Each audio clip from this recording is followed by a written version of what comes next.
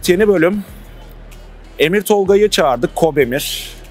Eylül'de genelde onunla oynuyoruz. Geçen yıllarda da oynadık. NBA 2K23 çıktığında ya da önceki seriler çıktığında. Yeniyorum onu. Yani adam güya profesyonel yayıncı falan ama ben yeniyorum adamı ilk oynayışımda falan. Çok anlamadım. Emir Can'la buluşacaksın. Heyecanlı mısın? Yani pek heyecanlı değilim ama çağırdığı zaman da pek kıramıyorum açıkçası. Her sene böyle Eylül ayının sonuna doğru çağırıyor. NBA yeni çıkıyor zaten. Ona her seferinde ders veriyorum. Bu sene de yine ritüel değişmeyecek. Ona gününü göstereceğim. Ya biraz da mecburiyetten çağırdık. Emir.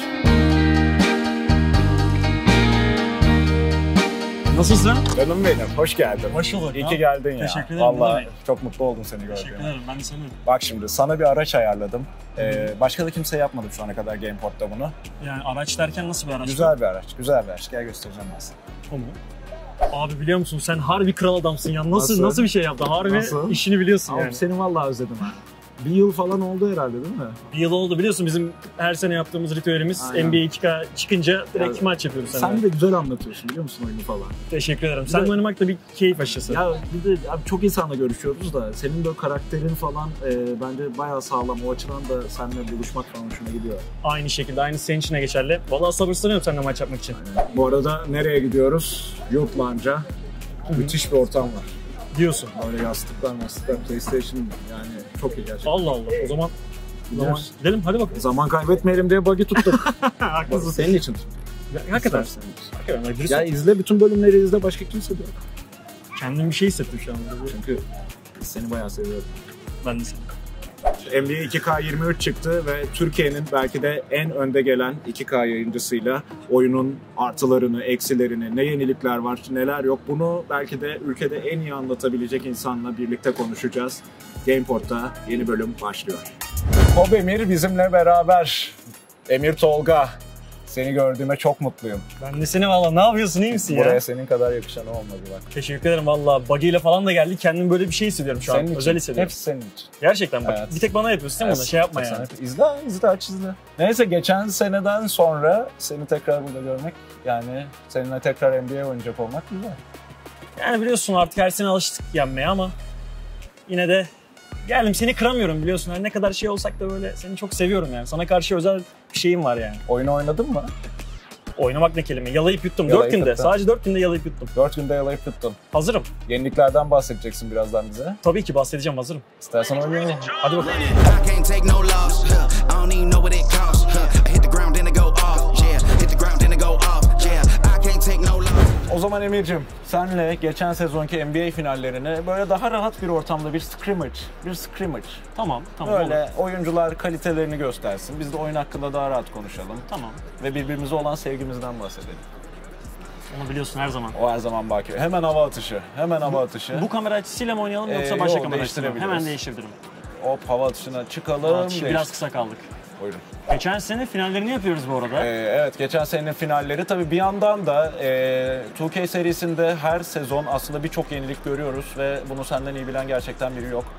Ne farklardan bahsedebilirsin bize? Şimdi şunu söylemek istiyorum, birazcık klişe olacak ama ben bu seneki oyunu gerçekten çok beğendim. Neden diye soracak olursan, Soruyorum.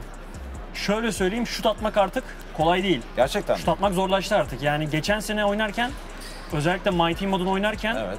bir tane atalım. Bak mesela Curry bomboş şutu kaçırdı. Şut atarken artık zamanlamayı güzel yapmak gerekiyor. Bu konuda Evet. 2K bayağı şey yapmışlar, bayağı bir değişiklik etmişler. Mesela çok erken çıkardım topu, Evet, ben geçen- airball attım. İşte geçen seneden alışkanlık. Ben ilk kez oynuyorum 2K23'ü. Daha çok basmak gerekiyor sanırım değil mi? Ya tabii ki oyuncuların kendi değişiyor. şut stillerine göre değişiyor ama yine de yani bence birazcık daha fazla basmak gerekiyor. Bir de pota altından bitirmek. Bir tane daha sıkacağım burada. Curry'e atabilecek mi? Cuf. Yani bu arada excellent atmadım böyle. Yeşil 2K'da biliyorsun. tam, Yeşil şeyi var ya. Yeşili görmedik. Yeşil atmadım. Ya tabii tarihin en iyi şutörüyle atmış olman da o şutu biraz etkili olabilir. Ayağıyla atsa girer tamam beni gerçekten. Sergen Yalçın. Al Onun gibi. Horford. Bu arada Bizde. Al Horford'u severim. Ben de Çok severim. Çok Atlanta, severim. Atlanta zamanlarından. Evet, Eskilerden. Eski Ki o kadro. dönem estiriyordu. Bir de adam yani artık dizi olmamasına rağmen iyi oynuyor. Evet, şutlar zorlaştı. Pot altında bitirmekle ilgili bir şey diyordum. Ben Pota o sırada altında bitirmek şöyle bir deneyeyim. çok orada Ay, güzel Clay. oldu. Pota altına bitirmek, şöyle bir gidelim potaya. Clay ile biraz ama Curry bomboş. Ben Eyvah. bu şutu El göster. Hayır atamadım. Pota çok iyi olmuş. Pota değil mi? Çember evet abi. sektiği zaman Öyle. böyle top fena gözüküyor. Çember bir sarsılıyor. Pota alta bitirmek daha kolay. Hatta böyle atletik oyuncularla pota ektiğin zaman blok yemiyorsun. Geçen sene her top blok olurken Aynen, bu sene hiçbir aynen. top blok olmuyor. Yani bloklamak çok zor. Peki oyunun hani klasik maç modu dışında da inanılmaz bir evreni var. Adeta bir açık dünya oyunu gibiydi artık 2K22. O konuda neler değişmiş? Şu basımacı basayım. Oha! Oo derken blok varmış oyunda. Al Blok var. Horford. Blok var, Emir yapamıyormuş. Evet ben yapamıyormuşum. Hop Ay, bu arada Green. Draymond Green. Oyunun o modunda neler değişti açık dünya modunda, My Player modunda? My Player modu artık gerçekten böyle dışarı çıktığın zaman kendin Evet. böyle inanılmaz ya. Kendini hakikaten basketçi gibi şey gibi hissedebiliyorsun. Rap şarkısı yapıyordun geçen sezon yani daha ne olabilir? Ya her şey var ya. Yani berberinden tut kıyafetine ne bileyim girdi bu arada attı. Al Horford. Ama tam onun yeri. Tam onun yeri mi? Köşeyi seviyor. Yo salladım. Atar. Eskiden şu yoktu ama artık bu arada Eyvah. atar. Lütfen blok yeme. Abi ya köy. Horford. Wiggins var. Bu var. Hocam Telafi, buna telafi diyoruz. Buna telafi diyoruz. Wiggins atar tamam. Green dışında şu an takımdaki herkesin şutu var. Yalnız katılır mısın Emir? Şimdi yeni nesil konsolların artık böyle yavaş yavaş olgunlaşma çağı diyebiliriz ve ciddi fark var ya. O pota hareketinden tut, Evet. oyuncuların motionlarına falan ben çok fark gördüm.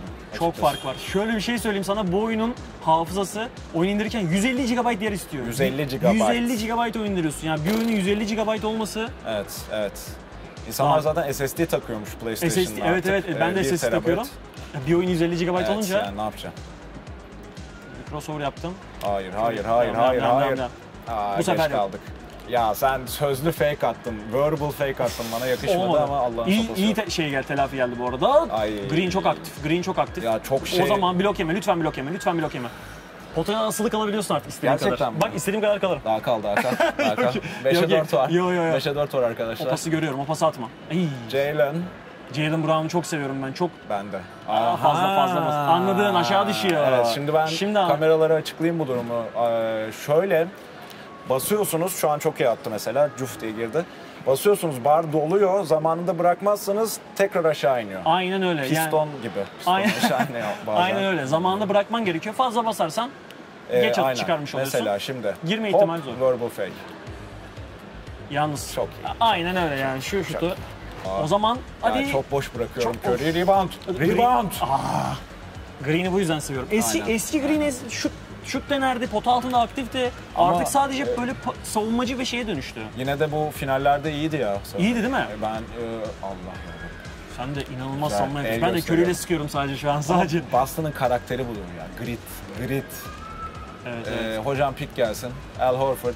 Yok. Pick and roll. O pick and roll pas okudum onu. Green'in olduğu yerde kolay sayı yok hocam. O zaman bir üçlük harekette. Hayır, Var. hayır, Clay imza hayır. bu. İmza bu. Clay. İmza hakikaten bir yandan En iyi yaptığı şey. Bu arada biz Emir Tolga'yla Kozyatağı çocuklarıyız. Aynı yerde geçmiş çocukluğumuz. Hatta o hala Kozyatağı'nda yaşıyor. Ben sonrasında taşındım. Yani ortak noktalarımız, birbirimize olan çok kötü şut. Birbirimize olan saygımız, sevgimiz, yakınlığımız saymakla bitmez boyutta. Of çok iyi pas. O zaman burada süre de yok ya. 30'da bitsin. 30'da bitsin. 30'da Tamam 30 bitsin. olan kazansın.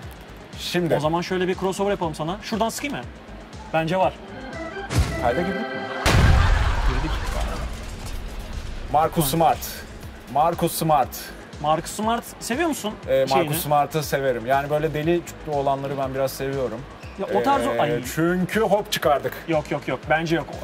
Onun şutu yok. Var mı onun şutu? Yok. Ben Onun Williams şutu. olduğunu görmemiştim. Sen orada kim olsa ayağa kalk. Shaquille O'Neal bile olsa ayağa kalkardın yani. Evet. Ben biliyorum. Bu arada Shaq daha iyi Ay. attı. Ahahaha. Çalarım onu. Çalamazsın hiçbir şey. Hızlı cümleyi iyi durdurduk Evet. orada. Hayır. Hop. O yok. Ya fake yemiyorsan Ben fake yemem. serve hop, var artık. Güzel. Boş kaldı. Kaç? 17-21 daha hiçbir şey bitmiş değil. Bu Amerika'nın yeşil beyazlı senfonisi çok şeylere gebe. Marcus Smart iyi savunma. O ne ya? Tatum direkt zıplıyor. Evet ben zıplattım. Neredesin ya? Eyvah. Hayır. Eyvah. Yalnız güzel oynadım ha orayı. Vallahi güzel oynadım orayı. Peki yani ne dersin en büyük fark? Senin böyle ilk oturduğunda bu oyunun başına Şundan seni da en bahsedeyim. etkileyen şey ne oldu? Evet. Evet. Jordan Challenge'lar yeri geldi. Aa. Michael Jordan'ın en son 2K11'de gerçek hayattaki performanslarını bilirsin. Hani Tabii. 98'deki Game Winner olsun. Artık Jordan'la imza şeylerini, geçmişte yaşadıklarını oyuna tekrar oynayabiliyordun. Harika. Ama bu bir kere geldi. Bu arada Curry'e güzel bir şey yaptı. Behind the back. Ekstra. Çok ekstra. Tarihin en iyi şutörü. Evet. O challenge'lar geri gelince ben de tekrar oturup oynamaya başladım ve 3 yıldız yapmak için birazcık zor oluyor böyle. 3 tane görev var, onları yaparsan full yıldız oluyorsun. Ben de onları oynamaya başladım. Bilgisayara karşı oynuyorum ama gerçekten çok zor. Ama bir o kadar da keyifli. Şimdi kolejde bir dakika. Kolej North Carolina'ydı. North Carolina finalini oynuyorsun Georgetown'a karşı. Ewing'e karşı Ewing'e karşı oynuyorsun. Ve Jordan kötü o zaman şey olarak. Şutu yani kötü derken şutu savunması zayıf, kendisi fizik olarak zayıf. Orta mesafesi böyle birazcık soru işareti, bu arada iyi savunma. Hayır, bir pick and roll oynadı. Evet. O yüzden hani o zor Michael Jordan'la bildiğin zorlanıyorum yani. Gerçek bir challenge. Gerçek bir challenge yani. Adamlar yapmış yani onu. Bu arada var smacımız var. Hayır. İşte bu. Ya vur arkadan bile o. Ben Wiggins'i çok seviyorum. Wiggins'i ben sevemedim abi. Ya ben bir NBA fantazi oyuncusuyum aynı zamanda. O yüzden yani Wiggins'in FG'leri, FT'leri beni kaç kere hayattan soğuttu. Ama Golden State'le iyi bir uyum yakaladılar. Bunu kabul etmem gerekiyor. Fakat benden uzak olsun. İstediğine yakın olabilir. Hop, ben seviyorum. Yok. Pas var ona. Of! Bu nasıl çok iyi steal. Şimdi Sezar'ın hakkı Sezar'a çok iyi steal. Ah be, üstüne bir de gelir miydi? Bu arada Wiggins... Rebound. Takım bu arada Golden Jaylen State... Brown. Hayır var, blok var. Bozdum. Ya. Green'in nasıl bir savunmacı olduğunu görüyorsun. Görüyorum da 4 sayı kalmış. Var. Of. Ya tarihin en iyi şutörü benim ellerimin altında. Tehlikenin farkında mısın? Tehlikenin farkına vardım. 1 sayı kaldı. Ben sana söylüyorum yani. Her sene aynı şey oluyor. Ya, artık bu sene o senedir diye belki şey yapıyor olabilirsin ama değişen bir şey olmuyor. Ya tabii ilk oynayışım böyle işte NBA yayıncısı Emir... Yanlış yaptım. Girer ha bu arada. Yanlış yaptım. Peki bu sene ne istiyorsun? Hedefin ne? Ne yapmak istiyorsun? Olayın nedir senin? NBA'de bu sene, ben geçen senelerde NBA'ye bu kadar hızlı bir başlangıç yapmamıştım ama bu sene NBA'de My Team modunda gümbür geliyoruz. Ben çok fazla zaman ayıracağım. O mod bence yani ben My Player'a göre daha çok zevk alıyorum ya My Team modundan. Böyle takım tasarlama şansın oluyor. Ya tabii ki. Kariyer oynadığın zaman park oynama şansın da var kendi arkadaşlarınla ama ben My Team'i daha çok seviyorum. Onun da tadı farklı bu arada. Çok güzel. Up and Under harbi iyiydi yani. Üstüne gittik. O çok iyi yani. My Career'da, Park'ta, My Team'de kendine özgü yani. O senin alanına göre, sevdiğin şeye göre değişiyor. Bence ikisi de oynanabilir yani. Eyvah. Ve Curry son noktayı koyuyor. Yani diyorsun her sene olduğu gibi yine keyifli maç oynadık ama günün sonunda yine kazanan ben oluyorum. Bu mağlubiyet içimde seni dövme isteği uyandırdı. Olsun, yapacak bir şey yok ama merak etme bak. Bu sene daha iyi. Önceden 20 sayıyla kaybediyordun, şimdi 10 sayıyla kaybetmeye başladın. Sana bir sürprizim var benim ya. Bana sürpriz. Yani bugün sürprizlerim bitmiyor. Sana olan yoğun hislerim herhalde içimde fırtınalar koparıyor, bundan olsa gerek. Ama sana ufak bir sürprizim var. Buggy sürprizi vardı, şimdi daha ne olabilir ki acaba? Yine burada Youth Lounge'da. Burada? Burada Youth Lounge'da ya, çok yakınız. Tamam o zaman bakalım neymiş o. Hadi bakalım.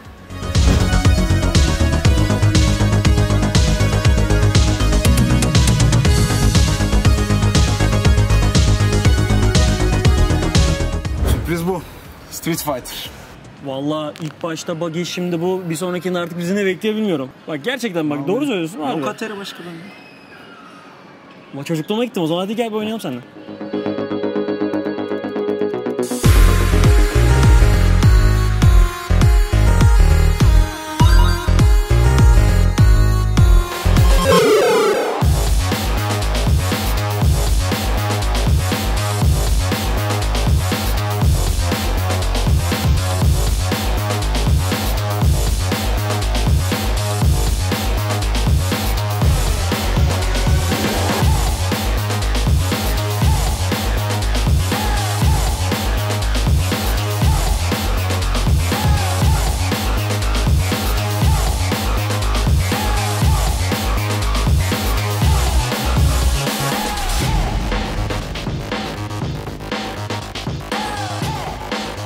Gameport'un bu bölümünde Kobe Emir'leydik. Emir Tolga'ylaydık. Emir, çok eğlendim ben ya. Gerçekten. Yani ilk başta Buggy sürprizi, ondan sonra bir de üstüne üstlük geldik burada Atari'nin ta kendisini getirmişsin. Ben çok keyif aldım. Atari itself yani gerçekten de. Geldiğin için çok teşekkür ederim. Rica ederim vallahi. Seninle tekrar eski günleri iade etmek benim çok hoşuma gitti. Benim de seninle görüşmek her zaman çok hoşuma gidiyor gerçekten. Gameport'ta bir başka bölümün daha sonuna geliyoruz. Yine sürpriz bir hediyemiz olacak. Bunun için yapmanız gereken her zaman olduğu gibi YouTube'da IGA İstanbul Airport TV'yi, Instagram'da da IGA Airport'u takip etmek ve oradan gelecek haberleri beklemek, görevleri takip etmek. Şimdilik bu bölümden bu kadar. Tekrar görüşmek üzere, hoşça kalın.